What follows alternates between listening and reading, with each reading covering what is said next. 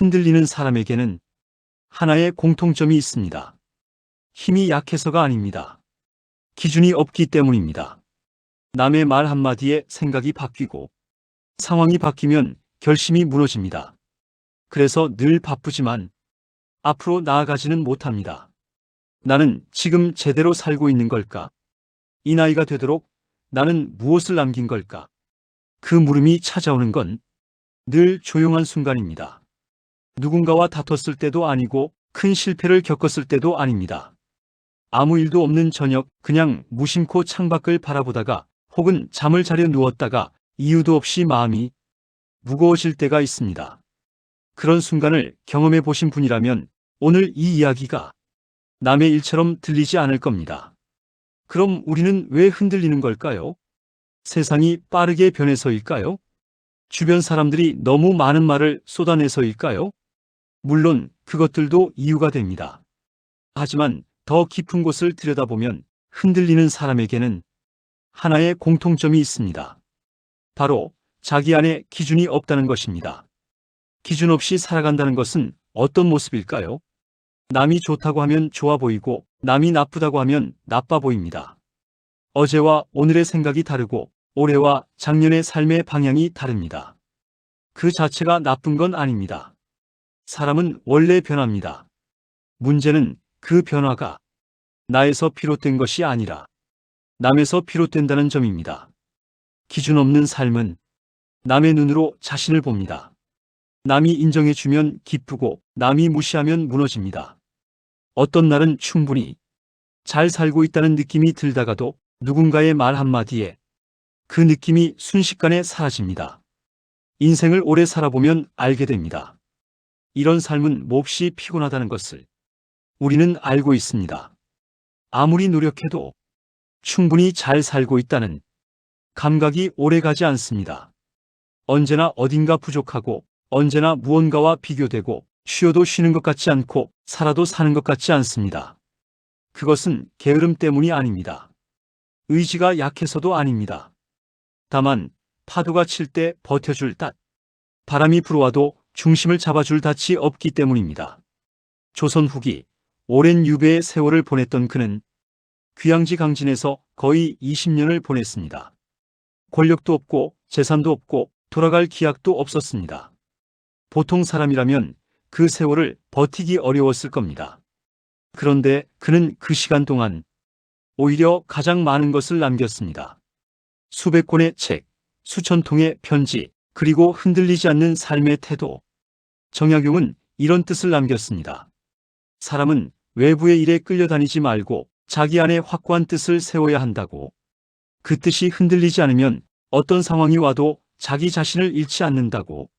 그는 유배 중에도 학문을 놓지 않았습니다. 제자를 가르치고 백성의 삶을 기록했습니다. 누가 알아주지 않아도 돌아갈 곳이 없어도 그의 하루는 분명한 방향을 가지고 있었습니다. 그 방향은 어디서 온 것이었을까요? 남이 정해준 것이 아니었습니다. 세상이 요구하는 것도 아니었습니다. 오직 자기 자신이 세운 기준에서 온 것이었습니다. 옛 사람들은 이렇게 말했습니다. 뜻을 세운다는 것은 거창한 일이 아니다. 오늘 하루 내가 어떻게 살 것인가를 스스로 정하는 것이다. 그 작은 결정이 쌓이면 어느 날 흔들리지 않는 사람이 되어 있습니다. 기준이 있는 사람은 어떤 모습일까요? 그들은 먼저 비교를 많이 하지 않습니다. 남이 얼마를 버는지, 남의 자식이 어떻게 사는지, 그것이 자신의 삶을 흔드는 기준이 되지 않습니다. 물론 관심이 없는 건 아닙니다. 다만 그것이 자신을 재는 자가 되지 않을 뿐입니다. 그들은 또 조급하지 않습니다. 지금 이것이 맞는 건지 늘 불안해하지 않습니다. 당장 결과가 보이지 않아도 방향이 옳다고 믿으면 묵묵히 걷습니다. 마치 씨앗을 심고 나서 매일 캐보지 않는 농부처럼 인생을 오래 살아보면 알게 됩니다. 결국 단단해지는 사람은 빠른 사람이 아니라 흔들리지 않는 사람이라는 것을, 많이 가진 사람이 아니라 자기 삶에 납득이 있는 사람이라는 것을. 그들은 남의 말을 듣지 않는 것이 아닙니다. 좋은 말은 받아들이고 맞지 않는 말은 조용히 흘려보냅니다. 휘청이지 않는 게 아니라 휘청인 다음에도 다시 제자리로 돌아오는 겁니다. 그것이 기준 있는 사람의 모습입니다. 여기서 한 가지 중요한 것을 짚고 싶습니다. 흔들리는 것 자체는 잘못이 아닙니다. 살면서 흔들리지 않는 사람은 없습니다. 아무리 단단한 나무도 바람에 흔들립니다. 문제는 흔들리는 것이 아니라 흔들린 뒤 어디로 돌아오느냐입니다.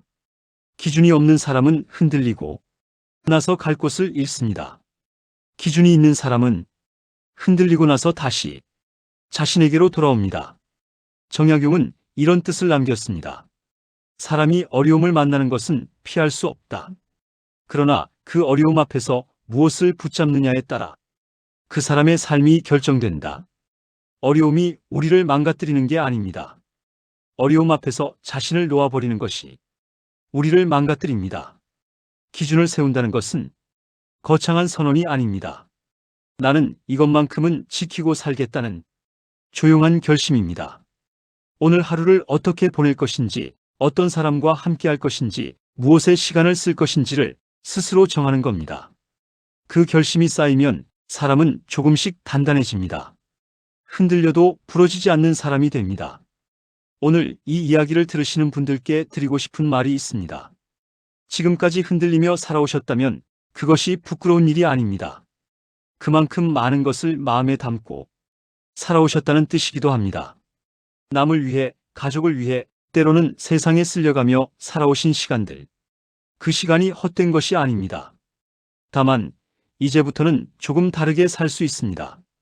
남의 기준이 아니라 자신의 기준으로 조급하지 않게, 비교하지 않게, 묵묵하게 인생을 오래 살아보면 알게 됩니다. 삶의 깊이는 나이가 더해질수록 생깁니다. 젊었을 때는 몰랐던 것들이 이 나이가 되어서야 보이기 시작합니다. 그것은 퇴보가 아니라 성숙입니다. 그가 유배지에서 가장 깊은 글을 남긴 것처럼 사람은 가장 고요한 시간에 가장 단단한 것을 쌓습니다. 지금 이 나이에도 삶은 충분히 깊어질 수 있습니다. 지금 이 순간에도 자신의 기준을 세우기에 늦지 않았습니다.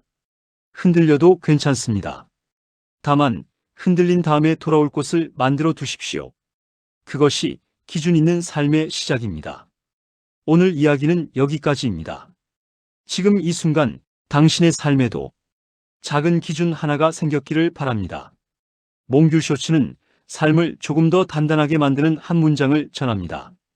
영상이 마음에 닿았다면 구독과 좋아요로 함께 해주세요. 다음 이야기에서 다시 만나겠습니다.